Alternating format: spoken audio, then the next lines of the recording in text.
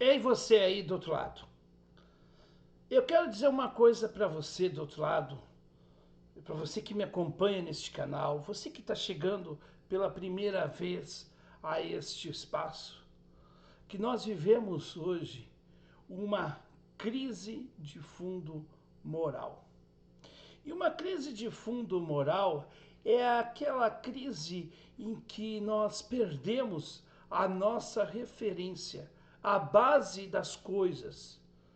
Nós vivemos hoje a difusão do moralismo, à direita ou à esquerda.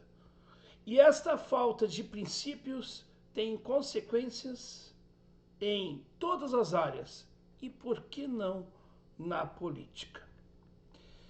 Eu quero falar sobre a crise moral e o malefício do bolsonarismo na história do Brasil recente. É isto, mas eu vou falar somente depois da vinheta.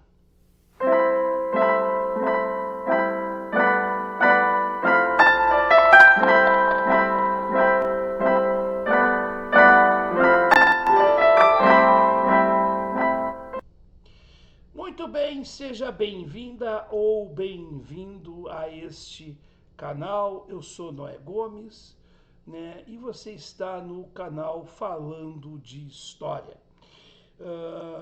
E aqui a gente faz análise conjuntural, política, né? Misturamos a história e, sim, a leitura, né, com os principais fatos políticos da atualidade, né, buscando entendimento e um entendimento que saia da visão rasa que nós temos visto nos últimos tempos.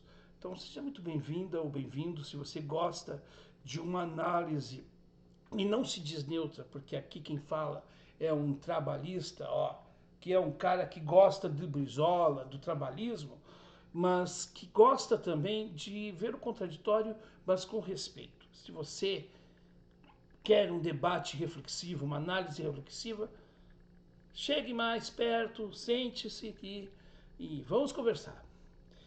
Eu falei de uma crise moral, e é uma crise moral que nós vivemos, que redunda hoje no neoliberalismo, que já está aí, né, há muitos anos, destruindo o tecido social, econômico e político brasileiro.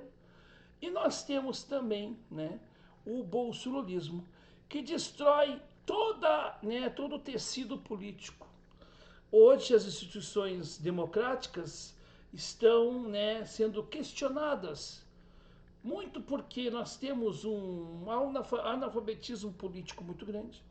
E por conta da ineficiência de alguns pares que estão à frente dessas instituições, como no caso na frente do judiciário ou do legislativo, e por que não na frente da presidência da República, nós temos, né, um descrédito na política. E as pessoas dizem assim, a política é tudo ladrão, tudo, né, etc, etc. Só que a política em si, ela não é ruim nem boa. Quem torna a boa ou má são as ações humanas.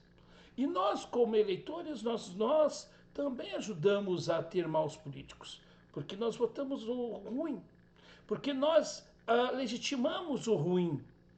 Nós temos hoje uma crise de moralidade, porque a gente fala em princípios, mas os princípios são da boca para fora, não são internalizados e não são, né, exteriorizados com gestos que realmente comprovem que a gente acredita naquilo que nós falamos. Então a crise que nós temos do bolsonarismo é a crise de uma sociedade que está adoentada, que se preocupa com a forma das coisas, mas não se preocupa com o sentido real delas. É de uma sociedade que acha, né, que o seu interesse é mais importante que o coletivo. Então nós temos tudo isto.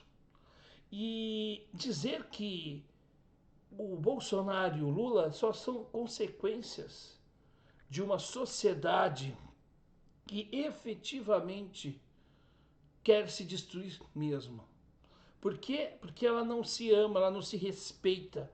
Então nós vimos aí, né, pessoas que acham que para defender suas ideias elas precisam ofender o outro. Eu falo aqui palavras duras, eu critico o Bolsonaro, critico o Lula e sou duro no que eu falo. Mas eu não parto do princípio do xingamento. Eu parto do princípio da crítica dura. Da crítica dentro daquilo que eu vejo comportamento errado. Quando vem um ou outro aí me ofender, eu dou também né, vamos dizer assim, minhas contrapartidas, porque é o que eu recebo aqui diariamente. A gente sempre tem um, né, um infeliz, um abençoadinho aí, vindo querendo lacrar. E quando ele quer lacrar, é óbvio que eu vou vir com uma palavra mais dura. Mas eu só vou fazer o revide, porque a questão é o seguinte: o primeiro tiro eu nunca vou dar, mas o segundo eu tenho o direito e às vezes o dever de dar, não porque eu tenho que provar para aquele que deu o primeiro tiro que ele está errado. Não, não, não. É para ele perceber que do outro lado tem um ser humano com brios e com dignidade. Que ele acha que de repente todo mundo é indigno como ele. Então a gente precisa dizer que efetivamente nós estamos vendo hoje bolsonaristas fazendo o mesmo gesto dos petistas, quando, por exemplo, ficam enchendo o saco do Ciro, dizendo que o Ciro se aliou ao PT porque o Ciro foi lá e deu um voto crítico ao Lula no segundo turno. Como se quem deu um voto crítico ao Bolsonaro lá em 2018 contra o Haddad, né, fosse bolsonarista, como, né, os petistas dizem. Então os petistas empurram, né, os eleitores para o bolsonarismo e os bolsonaristas empurram para o petismo. Essa é que é a grande realidade. Por quê? Porque ambos, né, se complementam. É um processo, né, um processo mútuo. É um processo de cooperação mútua. E é uma cooperação para o mal. Então eu tenho que dizer isso aqui. Se eu vou ganhar, se eu vou perder, se meu candidato vai ser eleito ou não, isso pouco importa para mim. Claro que eu gostaria que vencesse, enfim, né? Mas eu estou aqui para dizer que eu estou lutando pela minha consciência. E eu sei que as minhas mãos não estarão sujas e lameadas com a podridão que é o bolsolulismo. Não é só Bolsonaro que não vale nada. Lula também não vale nada, já dizia o nosso querido Chico Oliveira. E digo mais, muitos, né, bolsonaristas e lulistas que se arvoram, né, no seu moralismo de goela valem tão pouco quanto. E no fundo são aqueles que querem ditar as regras, querem ditar regra, querem falar dos outros e esconder-se, né, no apontamento do outro, daquilo que ele sabe que eles é que são. Então a minha consciência está em paz, está tranquila. E a gente precisa dizer o seguinte: alguém tem que registrar nesse tempo histórico presente que o que está acontecendo e que nós não concordamos com isso. Porque chegará um dia que o povo brasileiro vai ter vergonha desse momento histórico, quando ele cair em si. E aí pode ter certeza que vai ter alguém que vai dizer assim: não, teve lá 1%, 2%, 3% que disse não para isto.